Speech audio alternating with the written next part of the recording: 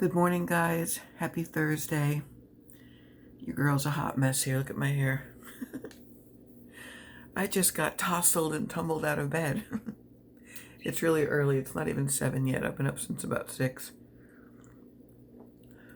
Nick just left for work. And yes, this was his first time sleeping over here. He took me to a beautiful, beautiful dinner last night on the waterfront on the Hudson River. We ate outside even though it was pouring rain because there was an awning, and the rain can be just as romantic as a sunset. But it was beautiful. He's very generous. He's very kind. I know I keep saying the same things over and over, but we felt that it was time to take it to the next level, so we did. And I'm not gonna do a lot of kiss and telling. I'm just gonna say that. Sorry, I keep adjusting my fucking nose ring here. When you've been in a marriage for a very long time, whether it's a good or a bad marriage, you do get used to certain things and you get kind of in a rut, or that's just what you think all men are like or do or whatever. So it's not that that was what I was expecting, but because this was a different person and he hadn't done anything in a long time either. I haven't done anything, I mean, like the deed in like 5 years.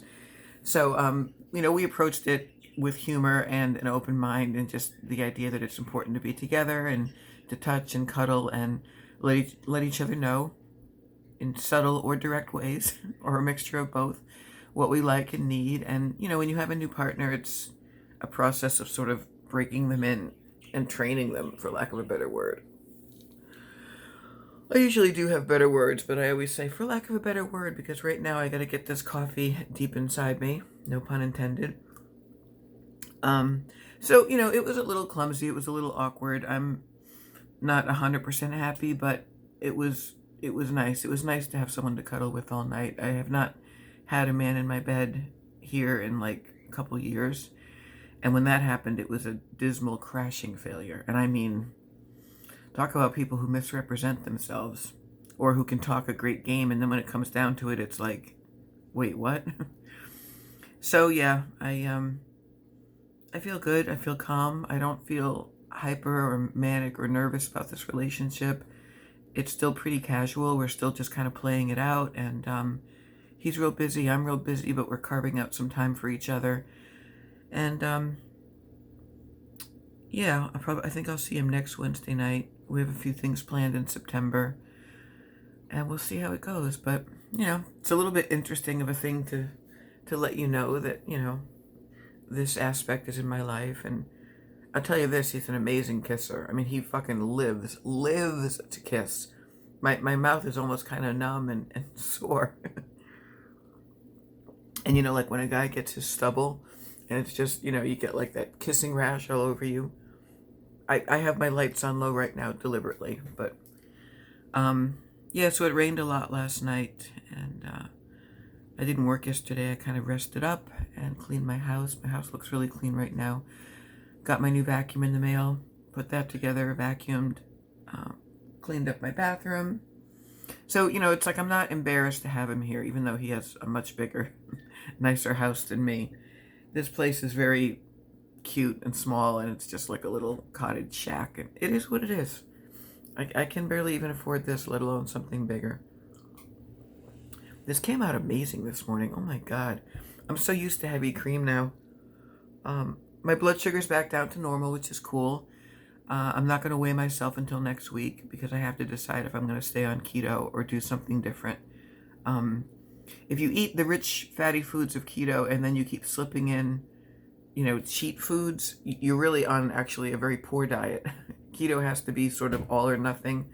I mean, I know there's people that do lazy keto, dirty keto, all that jazz, but my daughter does it really strict, and she's lost 30 pounds, but she's much better with weighing portions and measuring things than I do.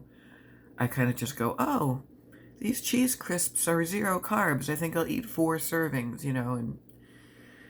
and last night at dinner, I certainly didn't try to be keto. We had a beautiful appetizer of lobster and shrimp and a puff pastry in like a creme fraiche bechamel sauce. There was bread and homemade tapenade on the table. We have beautiful Caesar salads. I got lobster paella. I love lobster. That's like my favorite food. He got a beautiful ribeye with shrimp, I think. Grilled shrimp and ribeye. Or scallops.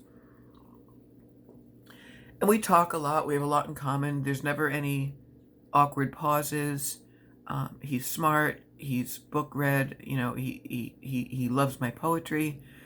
So, I mean, from that aspect, you know, I mean, you can't make these lists and catalogs when it comes to human beings. We're all so diverse, and we come with our own problems and issues and expectations. And when you're dating, when you're an older person, it's just like you really, really do have to make a lot of allowances and be patient and kind and loving and look at the good aspects and not try to, you know, change people over into this fantasy idea of what we need.